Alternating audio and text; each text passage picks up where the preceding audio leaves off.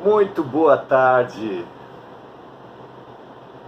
muito bom termos retornado de alguma forma. Temos enfrentado inúmeros problemas, mas voltamos. Se vocês repararem um ruído no som,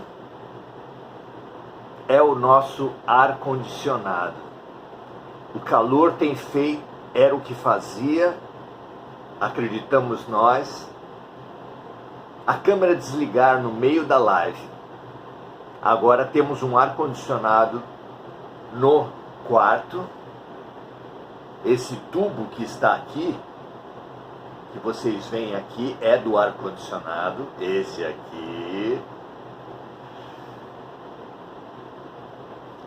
Esse aqui.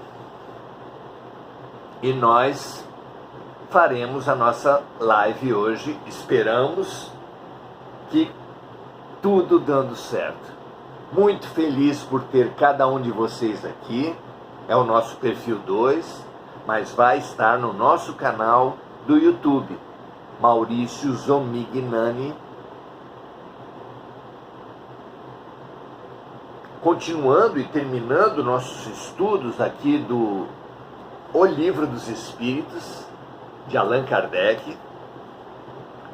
Livro precioso que é o nosso roteiro de viagem, vocês sabem disso.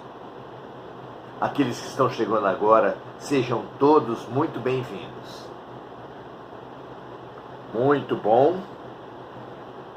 Já estudamos paraíso e inferno, mitos criados pela teologia tradicional. E hoje vamos estudar a parte mais recente dos mitos, das punições e castigos da vida após a morte, que é o purgatório. Vamos lá? São as questões 1013, 1014 e 1014A. Vamos lá, então. Questão 1013, Kardec pergunta assim: o purgatório são as dores físicas e morais, é o tempo de expiação? Não, desculpe, a pergunta é: o que é o purgatório? E a resposta dos espíritos é essa que eu estava começando a ler. O purgatório são as dores físicas e morais, é o tempo de expiação. É quase sempre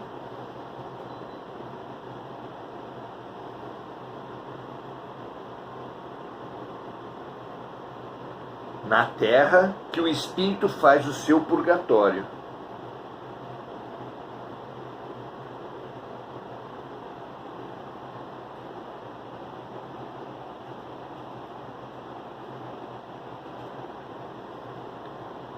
Está esquentando e fazendo um cheirinho de queimado aqui, e eu vou desligar.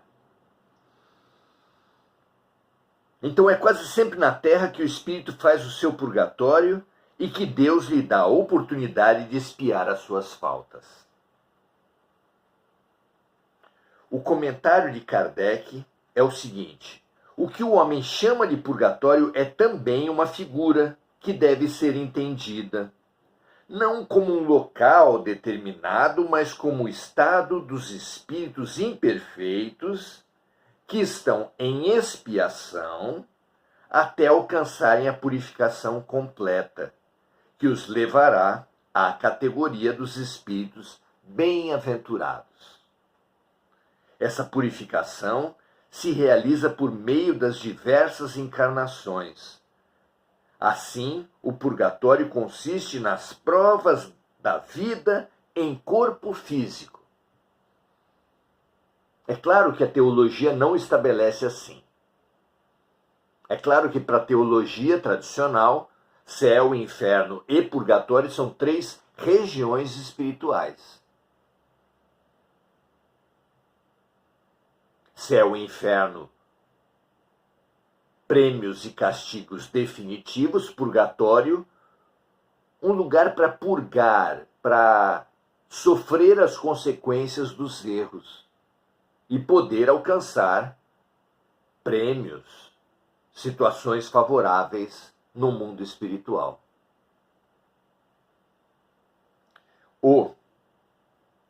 A novidade que os espíritos nos trazem aqui é que o purgatório é aqui na Terra. É aqui na Terra que todos os espíritos, nós, encarnados, vivemos as consequências dos nossos atos. Purgamos o veneno que nós mesmos acumulamos em nossas almas. A Terra é o purgatório. Se céu e inferno, como são compreendidos, lugares de prêmios e castigos eternos, não existem, o purgatório, muito concretamente, é aqui na Terra. É aqui que nós estamos sendo tratados. Aqui é o lugar de purgar, aqui é o lugar de expiar nossas faltas. Aqui é o hospital de Deus. Pergunta 1014, Kardec questiona assim: como se explica que os espíritos superiores tenham respondido a pessoas reconhecidamente sérias a respeito do inferno e do purgatório, utilizando a mesma ideia que as pessoas vulgares fazem desses lugares? Como pode ser isso? Pergunta Kardec. Os espíritos superiores falam uma linguagem em que possam ser compreendidos por aqueles que os interrogam. Quando essas pessoas estão muito convencidas de certas ideias, eles evitam chocá-las muito bruscamente para não ferir suas convicções. Todos os educadores precisam precisam se condicionar às crenças e ao estágio de compreensão dos seus educandos. O próprio Jesus disse em certo momento da sua mensagem que muito mais teria a nos dizer, mas que não podia pela dureza dos nossos corações. Não é assim? E terminam essa pergunta 1014 dizendo assim: se um espírito dissesse a um muçulmano, sem tomar o devido cuidado com as palavras, de que Maomé não foi um profeta, seria muito mal compreendido. Para dizer o mínimo, a comunicação, o entendimento seria bloqueado. As nossas crenças é que fazem isso. Esse é o maior desafio que Jesus lança para a humanidade, dizendo: eles terão olhos, mas não verão, terão ouvidos, mas não ouvirão. E esse mistério se resolve exatamente pelas nossas crenças, que funcionam como aparelhos que reduzem a nossa compreensão. Não é? Questão 1014A. Compreendemos que seja assim, por parte dos espíritos que querem nos instruir. É fácil de compreender, porque todo educador condiciona a sua mensagem à fase de desenvolvimento e de entendimento dos seus alunos. Mas, pergunta Kardec, como explicar que alguns espíritos, quando perguntados a respeito de sua situação, tenham respondido que sofriam as torturas do inferno e do purgatório? Como pode ser, então, que alguns espíritos disseram que estavam no inferno e no purgatório? Resposta é a seguinte: quando os espíritos são inferiores e ainda não estão completamente desmaterializados, eles conservam parte de suas ideias terrenas. É claro, é evidente que a morte não transforma a mentalidade das pessoas. Ou seja, os espíritos inferiores no mundo espiritual são os mesmos seres que os espíritos inferiores encarnados, mantêm, portanto, as mesmas crenças.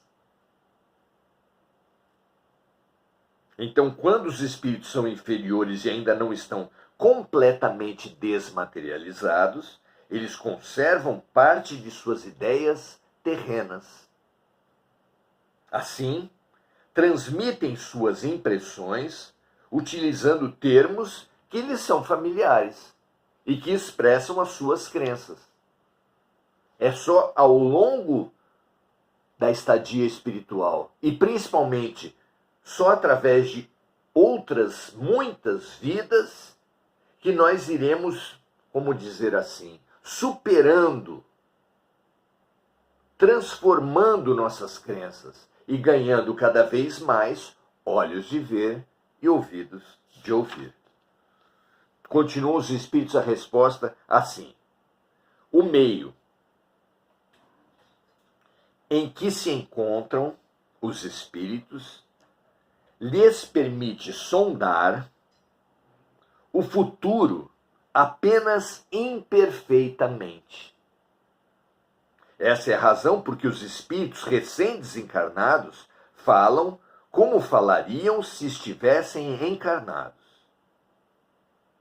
O inferno pode ser compreendido como sendo uma vida de provações extremamente dolorosa. E isso acontece no mundo espiritual.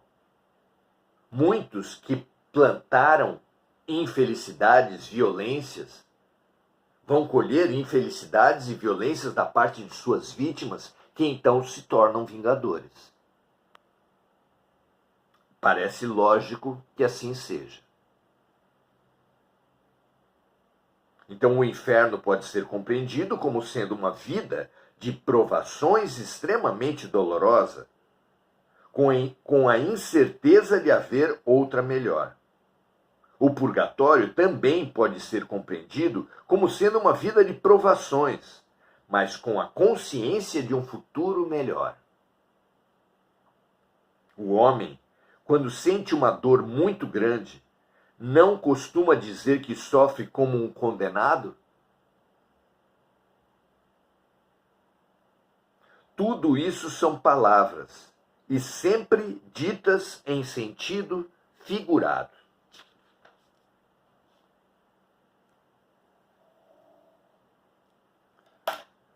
Precisamos, então, entender o funcionamento da mente, entender a criação das palavras e entender a decodificação das palavras para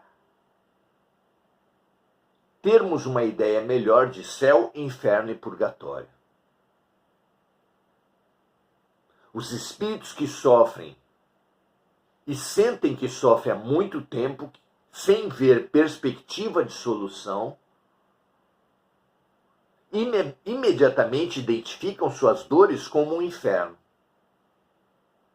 Já os espíritos que sofrem, vendo uma perspectiva de solução, de libertação e de cura, manifestam, identificam, relacionam suas dores com a ideia do purgatório. Não parece lógico? Sempre veremos e identificaremos o que vemos por meio das nossas crenças. Não poderia ser de outra forma. Muito bem. Isso nos remete a como temos sofrido nossas dores já aqui na Terra.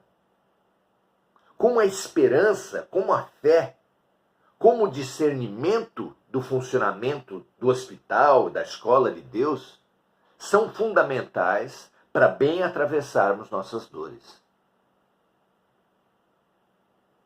a compreensão do projeto pedagógico de Deus nos traz a esperança da cura, a esperança do aprendizado. E ela, sem dúvida nenhuma, é preciosa. Viver com esperança é muitíssimo melhor, mais saudável, do que viver em desespero. Todos nós que estamos no caminho de construir em nós essa fé raciocinada, devemos nos abrir a essa compreensão.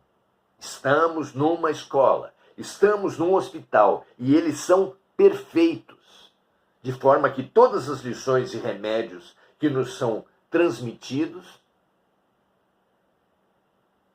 são o melhor a acontecer para cada um de nós. Que essa compreensão nos ilumine, nos banhe, nos esperance e nos transforme. Graças a Deus que assim seja para todos nós. Vamos saudar os amigos, Emir Cajazeira Silva, Mônica Silva, que lembra sempre dos amigos encarnados e desencarnados. Estava com muita saudade de todas vocês aqui. Mônica vibrando pela paz mundial, pelas vítimas dos desastres climáticos no mundo. Amiga Andréa Salvatore, muito feliz por cada um de vocês.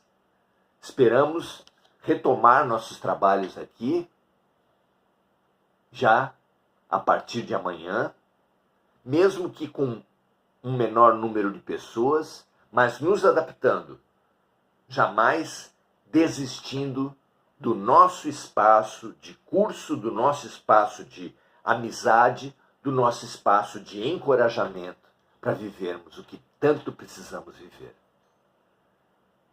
Muito feliz por estarmos juntos, as nossas saudações para todos e o nosso convite para estarmos aqui novamente amanhã.